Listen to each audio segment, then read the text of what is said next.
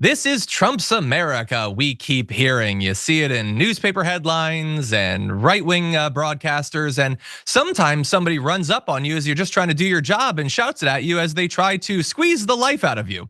Or at least that's what happened to one Colorado news reporter who was apparently attacked by a man yelling, "This is Trump's America."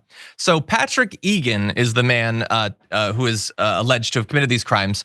So he drove a taxi and he followed a reporter, Jaron Alex, for approximately 40 miles, following him around, shouting at him from a stoplight, something to the effect of, "Are you even a US citizen? This is Trump's America now. I'm a Marine and I took an oath to protect this country from people like you." And I looked into it and I don't think that's what the Marine oath is about at all. But anyway, so he continued to follow the reporter. And so the reporter had been out reporting, drove back to his news station in the city. So he gets out of his vehicle. Egan then chases him on foot as Alex runs to the station door. He demands to see his identification. Then he tackles Alex, puts him in a headlock and, quote, began to strangle him. Coworkers who ran out to help and witnesses told police that Alex appeared to be losing his ability to breathe during the attack, which was partially captured on surveillance video. Now, Alex is a Pacific Islander, making this a racially charged crime, potentially a crime motivated by racial animus, potentially a crime motivated by political animus or animus against the media, which is a thing that has been stoked by prominent politicians for literally years.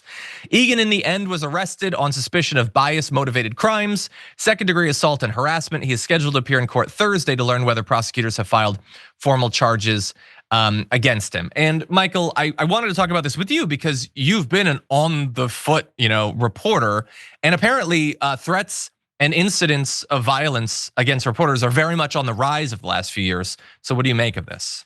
Yeah, it's totally disturbing. It was almost condoned and created and fostered by Trump. When you go to political rallies, generally when you're a reporter, you're in the front of the room or you're all the way in the back of the room, right? And Trump put everybody in the middle.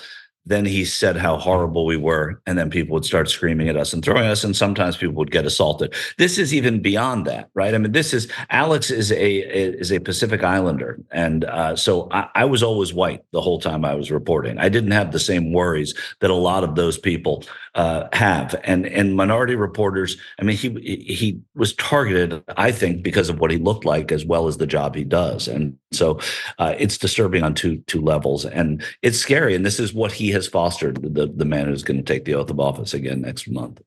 Yeah, it's been a big part. The hatred against the media, demonizing them, blaming basically all the society's ills on them. And we saw a lot of that during the election. So it's a great strategy as Trump to get elected. But I don't just want to look back. I want to remind everyone, I'm like on a daily basis now predicting the impending failure of Trump's agenda because it is designed to accomplish his goals, which are not goals conducive with success for America. And so that, combined with his incompetence, his emotional irregularity, and all of that, will almost inevitably lead to massive issues. That's bad enough. It's not like Trump is just gonna lay there and take it when everyone starts to hate him. He is going to have to craft a counter narrative, a distraction. What do you do when people start to notice that you didn't make good on any of your promises and prices aren't going down and all of that?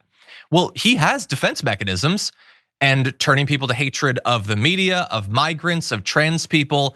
That's like right-wing politics 101. It's certainly MAGA 101. So when the failures start, everybody better buckle up and brace yourself because we're gonna see a lot more motivation for things like this.